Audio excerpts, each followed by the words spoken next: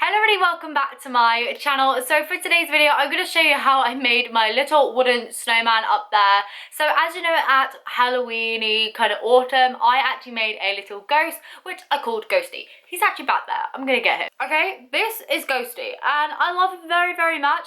And you guys did too, and I've seen you repost and make him and send me loads of pictures on Instagram and stuff. And I thought, I'm going to be really sad when Ghostie goes away. So I am going to make a Christmas version. So I figured the first one I would make would be a snowman, because my nan came into my house the other day and she was like, what is that? Is that a snowman gone wrong? And I was like, no nan, it's a ghost. There's a tag right there that says it's a ghost.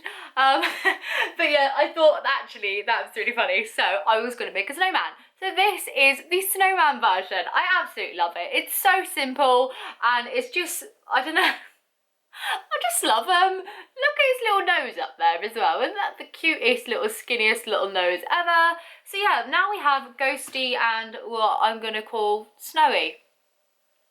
Ghostie and Snowy. Just love them. Got to put Ghostie away soon, which is really sad, but then we will replace with Snowy, so that's absolutely fine. So anyway, I'm just going to show you how I made Snowy, and maybe if you remake him and that sort of stuff, tag me on Instagram. I'd love to see. I'd love to add you into my stories, into my highlights of your DIYs. And yeah, here's Snowy. So to start off with, I actually took the same scaffolding board that I made Ghostie out of that was intended to make a shelf, but it still hasn't become one after a year, so I don't think it's going to be one, so it's just being Christmas decorations from now on. I just drew out a rough outline of a snowman shape and then went in with my jigsaw, doing loads and loads of little cuts, carves around, making lots of relief cuts and just really getting in there, you know.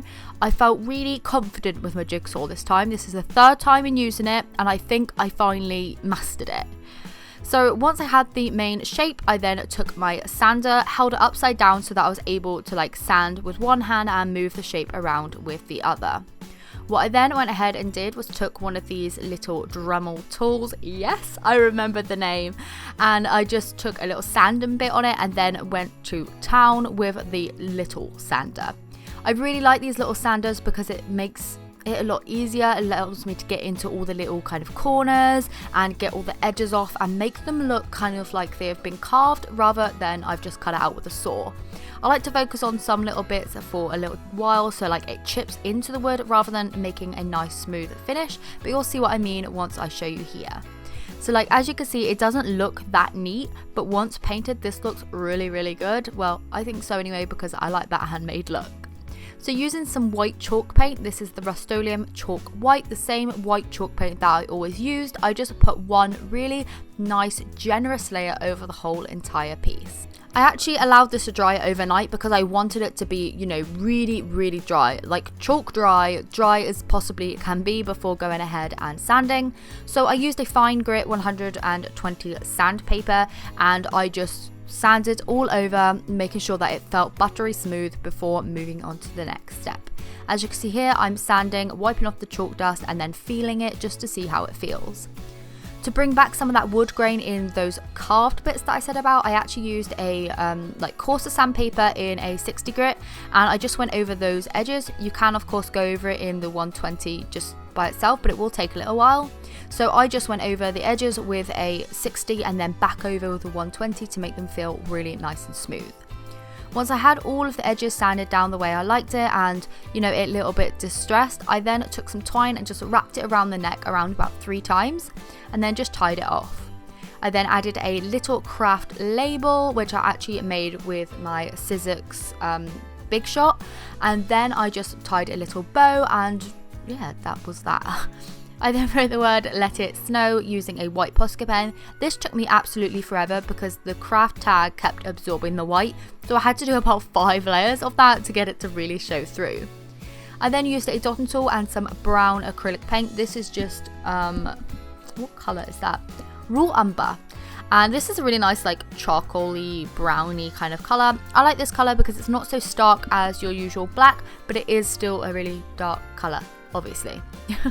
I made them a little bit bigger than the original dotting tool because they looked a little bit lost, and then I went ahead and painted on a really slim carrot nose because I like the little skinny noses.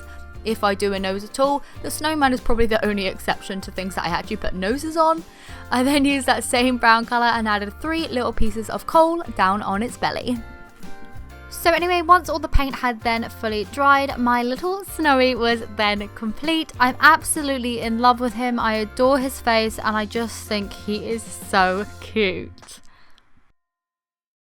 So anyway, that is the end of today's video. I hope you have enjoyed it. Let me know what you think of the new edition Snowie. I love him and I think that we should do a few more characters as well. So let me know if you have any suggestions on what I should do for the little wooden guys. I'm really happy I've started with him because he is so cute.